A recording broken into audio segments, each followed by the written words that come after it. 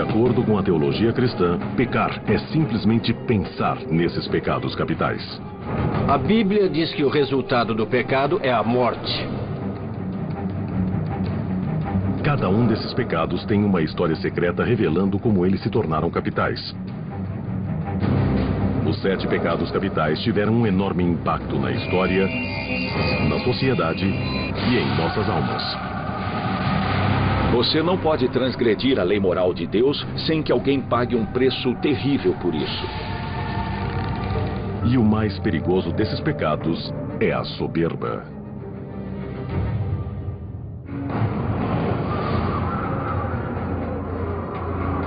Os 7 pecados capitais são um conceito cristão importante, apesar de não aparecerem na Bíblia.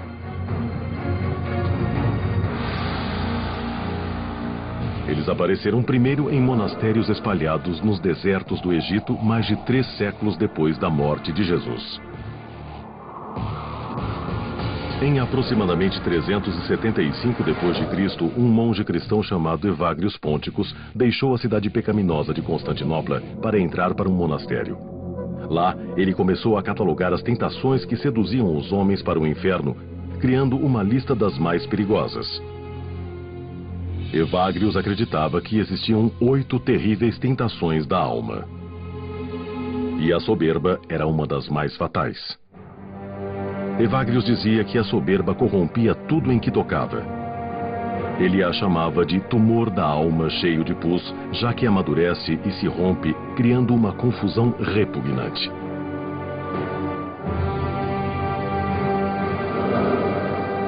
Os 7 pecados capitais evoluíram totalmente em torno de 590 d.C., quando o Papa Gregório o Grande reexaminou a lista de Evagrius, 590 d.C. Ele os reduziu a 7, mudou seus nomes de tentações para pecados e os intitulou capitais: luxúria, inveja, gula, preguiça, avareza, ira, soberba. Para o Papa Gregório, a soberba era o pior dos 7 pecados capitais, o que continha a semente de todo o mal. Ele escreveu: soberba é o início de todos os pecados. Mas o que é a soberba? E por que ela é considerada tão maligna? Soberba é definida como uma forma de arrogância, vaidade e um senso exagerado da própria importância. De acordo com teólogos, a soberba faz uma pessoa sentir que não precisa de Deus. Os vícios trabalham juntos, subordinados a um vício principal. O principal de todos, é a soberba.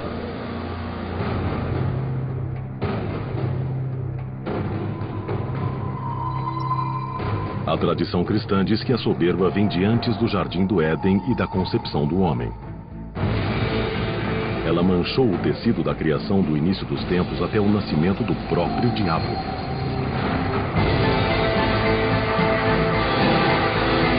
Ela começa com uma história antiga sobre uma das criações preferidas de Deus: o anjo Lúcifer. Lúcifer era um anjo e se questionava por que ele não era o preferido de todas as criações de Deus. Lúcifer queria ser tão poderoso quanto Deus.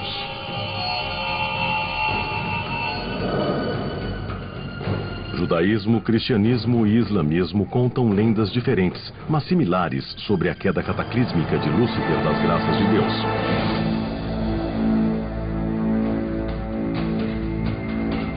Na escritura islâmica, Shaitan, ou Satanás, era soberbo demais para obedecer à ordem de Deus de se curvar diante de sua melhor criação, Adão. Ele diz: sou melhor que Adão. Sou criado do fogo e do Espírito de Deus, enquanto Adão é criado do pó. E foi sua soberba, esse desejo de se elevar ao nível de Deus, que resultou em sua queda.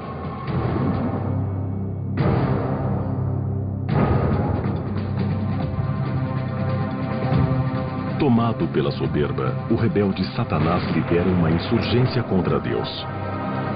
Exércitos de anjos batalham numa terrível guerra até que Satanás e seus seguidores são vencidos e enviados para o inferno.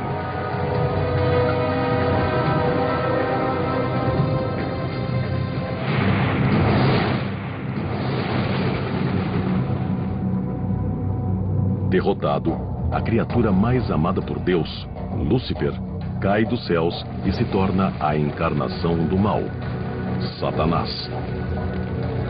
Essa é uma das histórias religiosas mais fortes, só que não está na Bíblia. A queda de Satanás vem de lendas antigas reunidas entre a criação do Velho e do Novo Testamentos. Apesar de não estar na Bíblia, a história é uma parábola poderosa sobre a destruição causada pela soberba. Os anjos não caem pela luxúria, pela avareza ou pela preguiça. Eles caem pela soberba. É ela que pode separar com mais eficiência os mais sagrados de Deus. Quanto a isso, nós temos uma condição parecida com a do anjo caído. Porque ele é um anjo que também foi afastado de Deus. A rebelião de Satanás continuou quando ele prometeu envenenar a maior criação de Deus, o homem. Satanás deixou seu trono infernal para seduzir os novos habitantes da terra, Adão e Eva. A mesma soberba que causou a ruína de Satanás agora o beneficiaria em sua busca obscura. Lá, no Jardim do Éden, sua tentação provoca a queda do homem através do pecado original da soberba.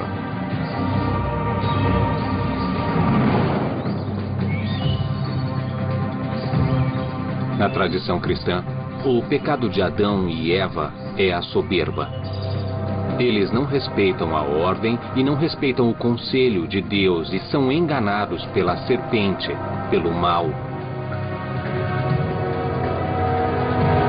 Disfarçado de serpente, o mal encoraja Adão e Eva a comerem o fruto proibido da árvore do conhecimento do bem e do mal. Apesar de todos os avisos de Deus, Adão e Eva agem mal. Ao invés de adquirirem a sabedoria divina, o fruto traz um mundo amargo, cheio de vergonha e lamento, expõe sua inocência nua e destrói o paraíso. Satanás não trouxe o pecado ao mundo. Ele trouxe a tentação, que se espalhou. Ela não pôde ser contida. É como um câncer. Há uma metástase em todas as áreas da vida. O trabalho de Satanás continua. Muito depois dessa guerra no paraíso e da expulsão do Éden, ele tenta manipular o homem à sua vontade. A Bíblia sugere que Deus criou os seres humanos com livre-arbítrio. Os pensadores religiosos dizem que o poder do livre-arbítrio humano pode levar ao bem ou ao mal. A luta para ser bom nesse mundo é isso, é uma luta. Ela não termina, ela não muda só porque você afastou Satanás ou levou alguém da escuridão para a luz. A interação entre humanos e Satanás, sendo real ou sendo alegórica, é uma tentação que resiste.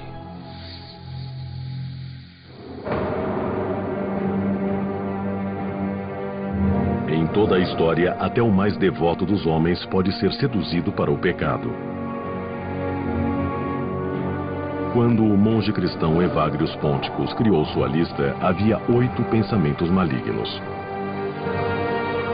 E a base deles era a soberba.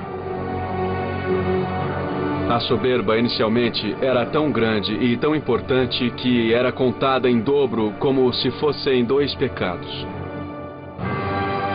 Evagrius a separava em 2 vícios diferentes: vaidade e soberba.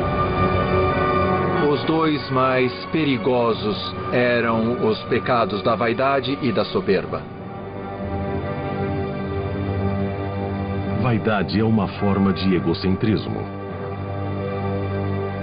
Na vaidade, o que uma pessoa faz é usar outras pessoas como forma de valorizar seu próprio ego. Eu preciso de você só porque você diz o quanto sou maravilhoso.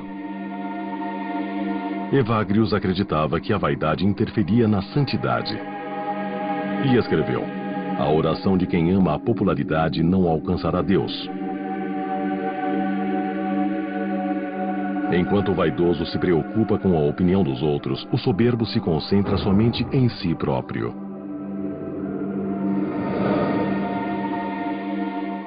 Soberba é o pecado da autossuficiência, onde não há necessidade de Deus. Quando se questiona o lugar de Deus e se pressupõe que, de certa forma, temos uma posição mais elevada que a que nos cabe, isso é soberba. Em 590 d.C., o Papa Gregório o Grande deu novos ares às 8 tentações de Evagrius. Ele acreditava que o número 7 tinha um significado divino. O 7 era tradicionalmente visto como um número sagrado poderoso. Na antiguidade acreditava-se que havia uma ordem divina de 7 coisas que correspondiam de certa forma à ordem dos céus do que era visto como os 7 grandes planetas.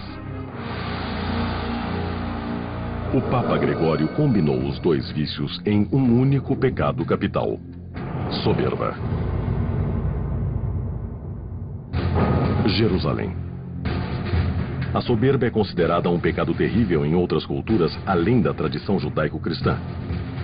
No Mediterrâneo, as grandes cidades de Atenas e Roma também condenaram a soberba. No mundo greco-romano, dizia-se que talvez a soberba fosse o pecado essencial. Os antigos gregos se referiam a esse pecado essencial como ubris. As rochas do Estreito de Gibraltar eram chamadas de ubris pelos antigos gregos. Se você passasse por elas, isso era considerado ubris, porque os deuses pegariam você, você não devia ir lá. Foi daí que veio a ubris. Ubris é a ideia de que eu sou o Deus da minha vida. Os gregos usavam contos sobre a soberba para falar às pessoas sobre os perigos do pecado, explicando como ele podia levar uma pessoa à ruína. Há Ícaro, que achou que pudesse voar com asas de cera. E Aracne, uma tecelã habilidosa que foi transformada em aranha depois de ousar desafiar uma deusa numa disputa de tapeçarias. O mundo greco-romano insistia que o pecado da soberba fazia uma pessoa desafiar os deuses e a punição era sempre terrível. O mundo cristão criou sua própria punição para a soberba.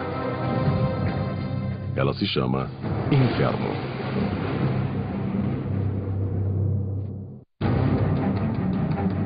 Os 7 pecados capitais foram considerados um guia moral para os cristãos durante séculos. Desde a antiguidade, o pecado da soberba era chamado de esmagador de almas, destruidor dos homens, insulto a Deus e uma praga da sociedade.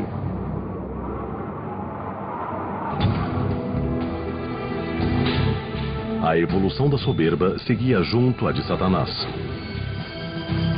Acreditava-se que ele e seu exército de demônios eram anjos caídos.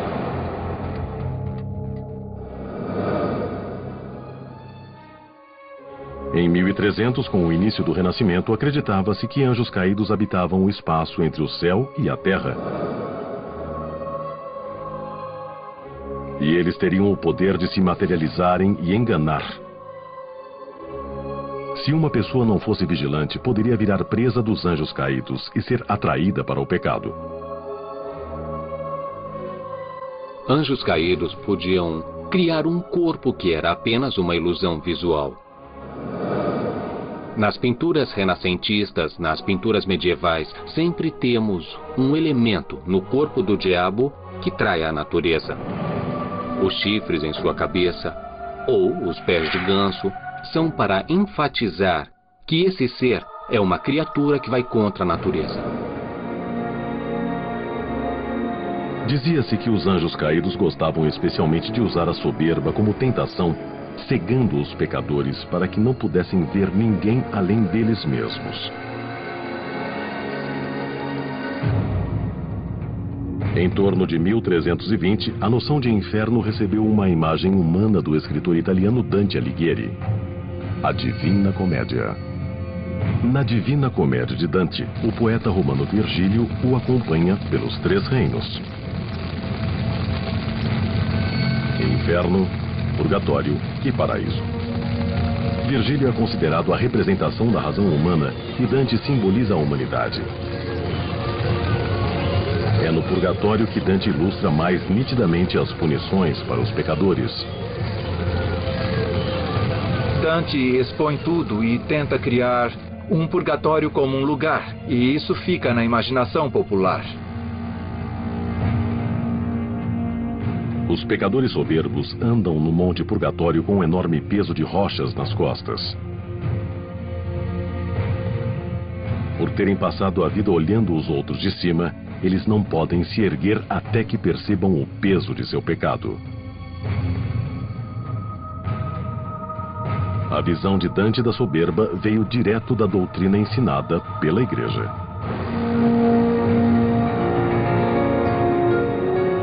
Tradicionalmente, católicos não podem ser soberbos. E também não podem adquirir coisas demais. Devem ser modestos. Mas no século XVI, boa parte da Igreja Católica tinha caído no pecado da soberba. Em 1500, o Papa Leão X era um dos homens mais ricos da Europa. Ele comandava grandes levantamentos de fundos para sustentar o Vaticano e seu estilo de vida. Em 1512, um monge alemão chamado Martim Lutero se rebelou contra o sistema soberbo e pecador do Papa Leão.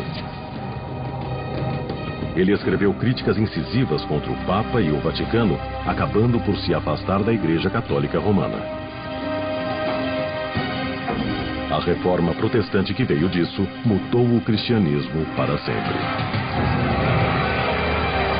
O protestantismo veio de um protesto. E isso não é nada católico. Os presbiterianos, os luteranos, os batistas, os anglicanos ou os episcopais, todos são considerados protestantes. Mas em torno das novas seitas protestantes que vieram depois da Reforma, um grupo surgiu com uma devoção única para lutar contra a soberba. Eles se chamavam Anabatistas. Os grupos anabatistas se desenvolveram em vários lugares da Europa. O primeiro deles foi a Irmandade Suíça, de 1525, e alguns anos depois, os Menonitas se desenvolveram nas regiões da Holanda. Alguns grupos ainda existem hoje. Os Menonitas, os Luteritas e os Amish permanecem intocados desde o século XVI. Os Menonitas iniciaram uma nova tradição de colocar a soberba como o pecado mais perigoso, valorizando a humildade mais que qualquer outra qualidade.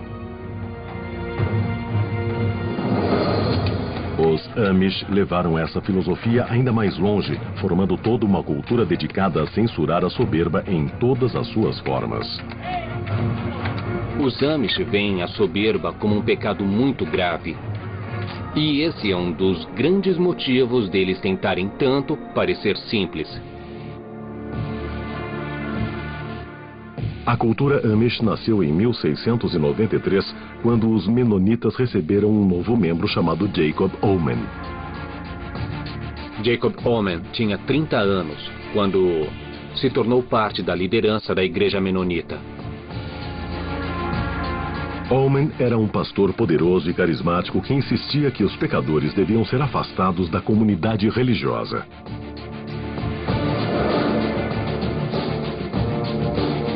Jacob Oman era realmente muito firme em questões como a excomunhão e o afastamento. Essa deve ter sido a maior questão da época. Ele dizia que quando alguém é excomungado, não podemos comer junto a essa pessoa. Se ela é casada, não haverá mais relações sexuais entre marido e mulher. Se essa pessoa é excomungada, você a isola e não faz nada junto a ela. até que ela se arrependa, então volte e queira se reunir. Jacob Omen foi o criador, 300 anos atrás, de tudo que agora vemos por todos os Estados Unidos na cultura Amish.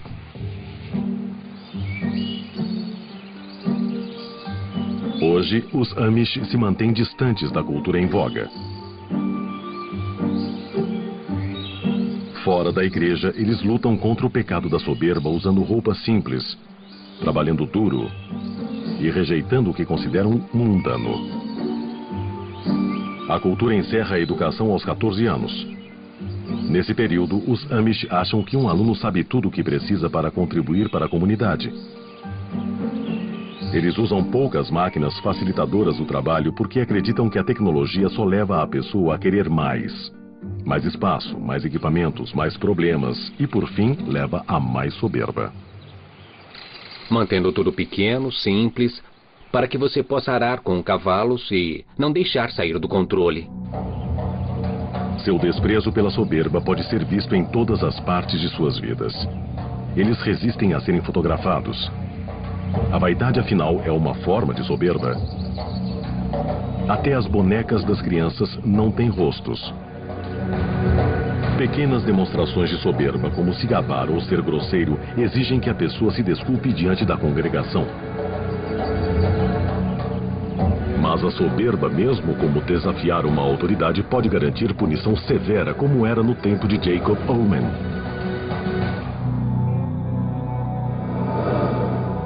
Um ato de soberba seria agir de modo a mudar uma coisa que você sabe que é contra as regras da igreja. Seria, por exemplo, um homem dizer que não vai mais ordenhar as vacas à mão. Ele vai comprar uma máquina, independente do que a igreja diz. Para um pecador desses, a punição pode ser a excomunhão, essencialmente entregando o membro a Satanás e depois o afastando.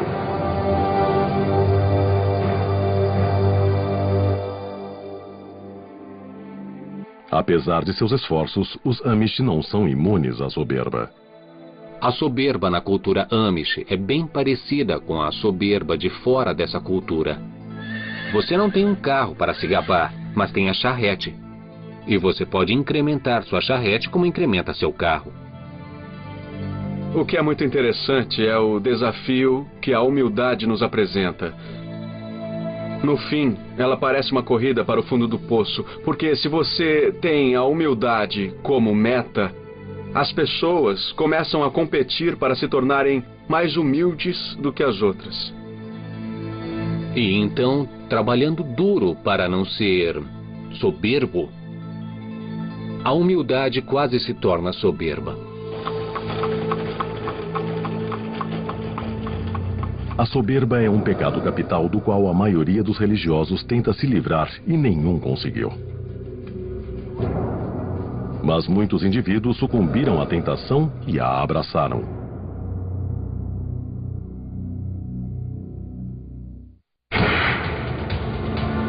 Os 7 pecados capitais são uma tradição com séculos de existência que dita o mal que tenta a alma humana.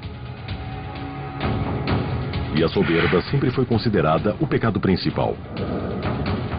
Para o bem e para o mal, a soberba alimenta o motor da história. Ela inspira e corrói geralmente ao mesmo tempo. Um bom exemplo é o do imperador que se coroou porque achava que ninguém mais merecia. Em 1799, Napoleão Bonaparte foi um general talentoso cujo sucesso atordoante levou sua soberba insaciável além de qualquer controle. Quando a França se tornou pequena demais para conter sua ambição, ele quis conquistar a Europa, colocando a maior parte do continente sob seu controle e seus parentes nos tronos europeus.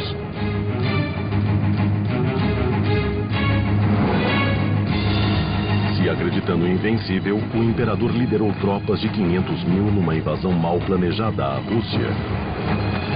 Mas quando ele quis abarcar o mundo inteiro, seus inimigos revidaram. Napoleão foi forçado a abdicar e foi exilado na ilha de Elba em 1814. Ele escapou, reconstruiu seu exército, mas foi destruído em Waterloo em 1815. Ele morreu no exílio na ilha de Santa Helena. Waterloo se tornou para sempre o grande símbolo de derrota e da destruição do pecado da soberba.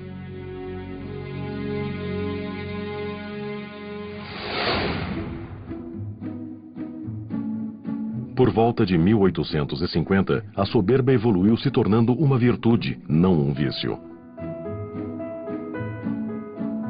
Uma nova geração de líderes destemidos surgiu quando a Revolução Industrial chegou à América e a sociedade saiu da agricultura para a indústria.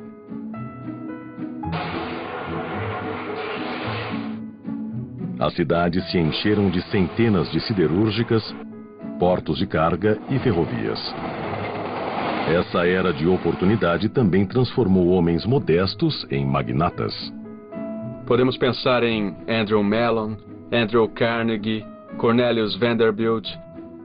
Os barões ladrões eram, de certa forma, brilhantes homens de negócio que tiraram vantagem dessa nova mudança e acabaram ganhando muito dinheiro nisso. Eles foram homens que ficaram muito ricos, incrivelmente ricos, algumas vezes rápido demais. Um dos barões ladrões mais famosos foi William Randolph Hearst, que fez milhões com seu império editorial. Hearst se entregou à soberba quando construiu o Castelo Hearst de 8.300 metros quadrados na sua propriedade de mais de 16 mil hectares na Califórnia. Durante uma vida muito abastada, ele teve propriedades pelo mundo todo. Um homem que essencialmente tinha de tudo. Esses estilos de vida abastados não fugiam às críticas, forçando Hearst e seus iguais a encontrarem um modo de justificar seus pecados. Muitos abriram fundações de caridade, se transformando de barões ladrões em mecenas. Veja, por exemplo, a Fundação Ford. Para continuar mantendo tamanha riqueza material e a aprovação pública, você precisa fazer alguma coisa para ajudar a sociedade. Precisa mostrar que não se considera uma pessoa superior. Você só é melhor nos negócios. Então, a melhor maneira de conseguir isso era fazendo caridade e jogando milhões e milhões de dólares nela. E aqui encontramos o paradoxo da soberba. Se fizermos uma boa ação para proteger nossa reputação, isso significa não cometer um pecado?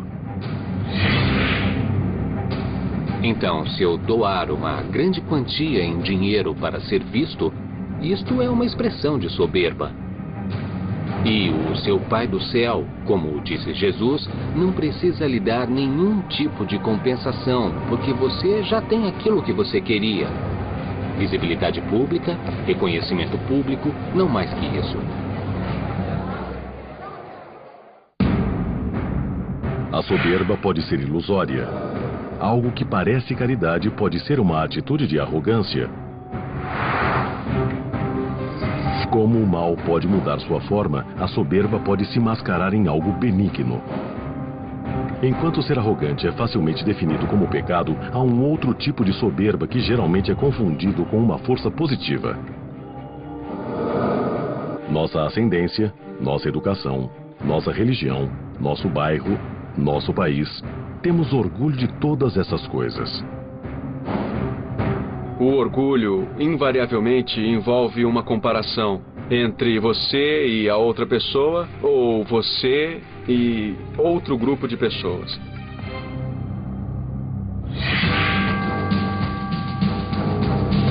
Alguns podem dizer que patriotismo e orgulho racial são ruins. O mesmo egoísmo que atinge um indivíduo pode ser ampliado em um grupo. Quando nações começam a acreditar que merecem mais, isso pode levar a um inferno na Terra. E o orgulho de uma pessoa pode ser o desencadeador disso. Foi o orgulho de Hitler que o catapultou de uma infância sem brilho na Áustria a um poder quase internacional. A autoridade de Hitler no comando atraiu um forte círculo de admiradores devotos que compartilhavam de sua visão. Os nazistas conquistaram o controle da Alemanha e depois de todo o oeste da Europa, Hitler se considerava acima de todas as outras pessoas. Hitler tenta exterminar o que ele considera a principal ameaça à raça ariana, que são os judeus. O sucesso para Hitler significava o terrível extermínio dos outros. Verificamos durante uma luta muito penosa no leste e oeste da Europa que a soberba de Hitler acabou não só com ele, mas também com seu sonho de uma superioridade ariana. Hitler se foi, mas sua filosofia ariana continua como uma lição violenta sobre a soberba descontrolada. A soberba é tão arrebatadora quanto traiçoeira. Aqueles que caem em seus encantos, não importa como, encaram a danação eterna.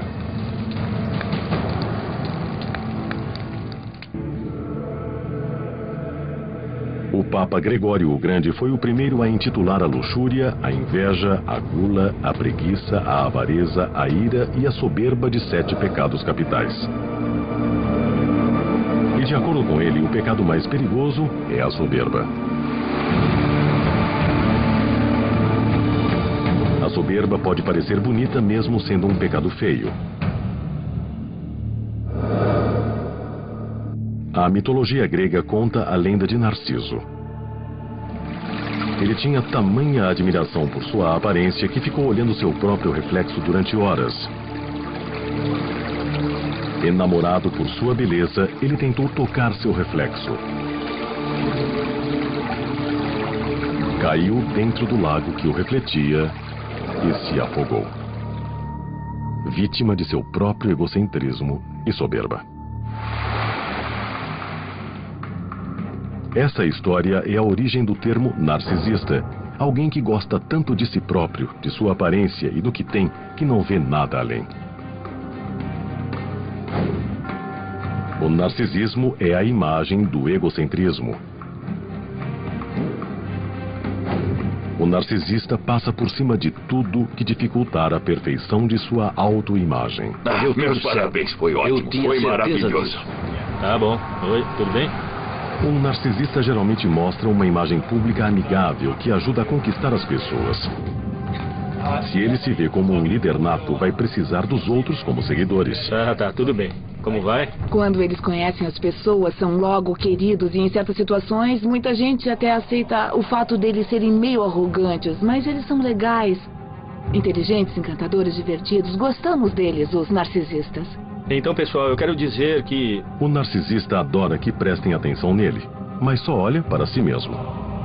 E se for desafiado, cuidado. E já está tudo combinado. Um narcisista tenta compensar alguma insegurança profunda. Então, quando ele demonstra seu comportamento soberbo, entra na defensiva, é agressivo, e assim você acaba vendo o lado mais desagradável do comportamento soberbo. A soberba pode também ser exibida pela vaidade. E isso muda de cultura para cultura e até mesmo de um período a outro.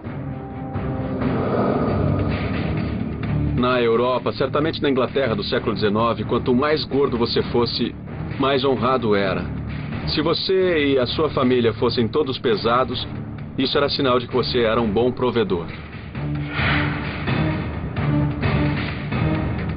Através da história, o bronzeado não foi motivo de orgulho. Era uma marca de vergonha, a marca do trabalhador comum. Hoje, claro, isso mudou e muitas pessoas fazem até bronzeamento artificial se vivem em locais frios. O bronzeado agora significa que você tem tempo livre suficiente para ficar no sol ou talvez ir à praia. Mas em meados do século XX, a soberba se tornou motivo de orgulho. Uma das boas coisas nos Estados Unidos é que não só podemos, mas somos encorajados a ir além da nossa classe, a sairmos de um gueto para o palco da Broadway. E o único modo de fazermos isso é pela soberba.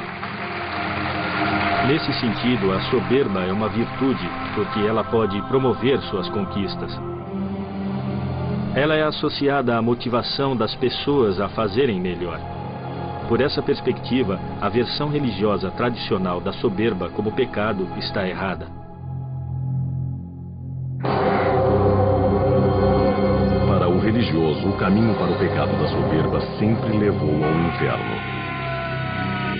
Parece que muitas pessoas agora ignoram esse conceito. É muito fácil prestarmos atenção a passagens das escrituras cristãs que nos dizem que Deus perdoa tudo, e até ignoramos as passagens que se referem ao inferno.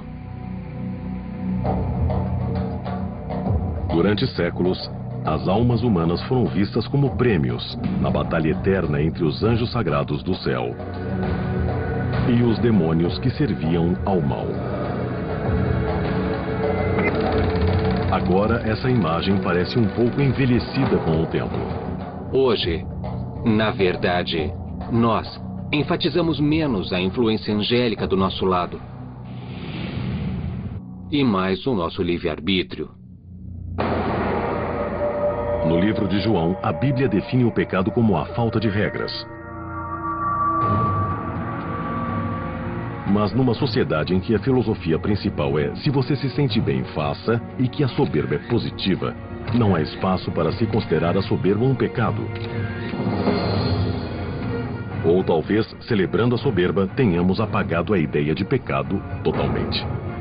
Gregório o Grande acreditava, como muitos teólogos cristãos depois dele, que cada um dos 7 pecados pode ser reduzido à soberba.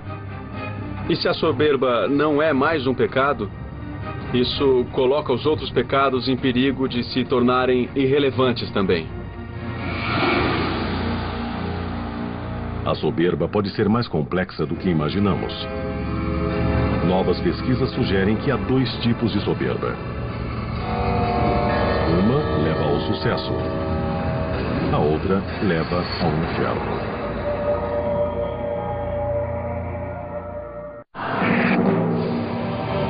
Os 7 pecados capitais foram o guia moral do cristianismo durante séculos. Uma lista de pensamentos e atos que, quando praticados, levam ao inferno. E a soberba sempre foi considerada o mais perigoso dos pecados. A psicóloga Jessica Tracy descobriu que o pecado da soberba tem 2 faces. Se pensarmos na soberba, acho que a maioria de nós, a maioria dos americanos, pensa nela como orgulho. O orgulho é algo que buscamos, e isso podemos chamar de soberba autêntica. Essa soberba autêntica é associada a sentimentos positivos como produtividade, confiança e realizações. O que chamamos de soberba é a ubris.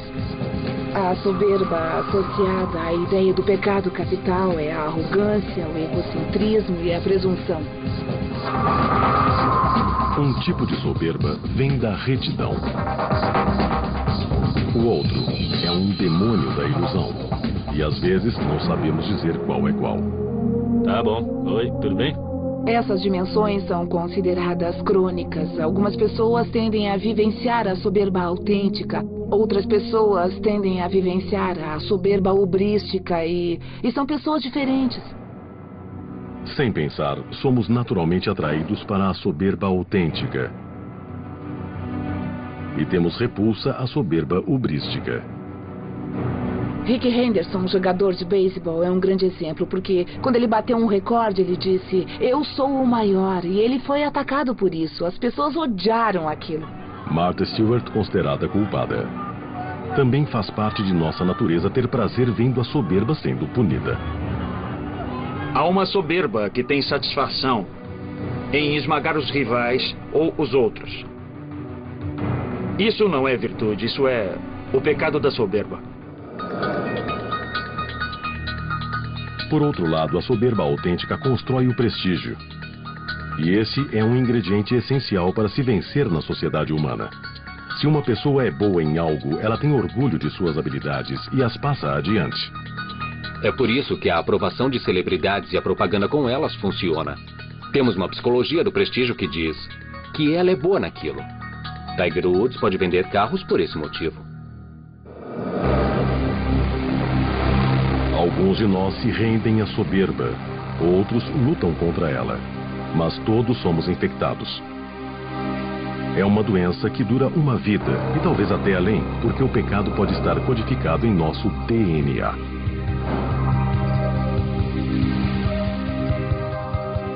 Na Universidade de Yale, Laurie Santos usa primatas para explorar as origens evolucionárias do comportamento humano. Ela descobriu que macacos prego exibem um comportamento muito parecido com o da soberba humana. Economistas estudaram a tendência irracional das pessoas à supervalorização de uma coisa que tem, simplesmente porque tem. Os cientistas chamam de efeito da dotação. Psicólogos formaram a hipótese de que um dos motivos do efeito da dotação é porque os objetos que você tem levam a alguma qualidade sua. Você tem uma sensação de soberba com aquele sofá velho e usado ou com a casa que tem? Por nos valorizarmos muito, nossa mais-valia esbarra nas coisas que temos.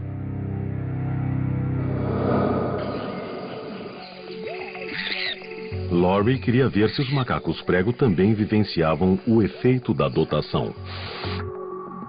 Na mesma quantidade, um macaco preferiria o cereal que ele já tem ao invés da maçã que pode conseguir facilmente? Porque as comidas são equivalentes, você espera que os macacos queiram metade dos cereais e metade da maçã, mas acontece que eles não escolhem isso. Na verdade, quando os macacos são donos do cereal, eles tratam o cereal como alguma coisa valiosa. Você tem que dar muito mais em maçãs para que eles desistam do cereal. Os macacos pregos, como as pessoas, parecem se orgulhar das coisas que possuem. O trabalho sobre o efeito da dotação que fizemos com os macacos prego mostra a possibilidade de que eles possam ter algo como a soberba. Enquanto a religião culpa o diabo, a ciência busca na evolução a explicação sobre o lugar estranho que a soberba ocupa nesse mundo. Se os macacos mostram esse tipo de comportamento, como podem ser irracionais se estão por aí nos últimos 35 milhões de anos? Se os religiosos estiverem corretos, os portões do inferno podem estar lotados. Se você acha que ser soberbo significa que um indivíduo vai para o inferno, então todos os nossos ancestrais primatas estão lá. Provavelmente é um lugar bem cheio e bem barulhento.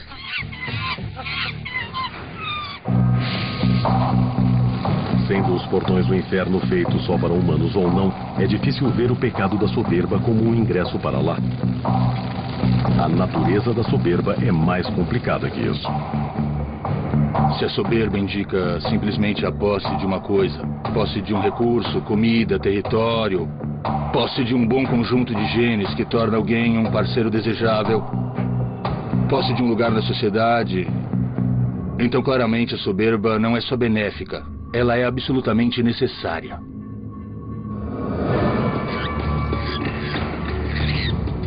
O que é o pecado da soberba? É uma questão que afeta todos os 7 pecados capitais. Apesar de descobertas na ciência e na sociologia, o mal permanece um mistério. Por esse motivo, os 7 pecados capitais são relevantes hoje, tanto quanto eram no início dos tempos.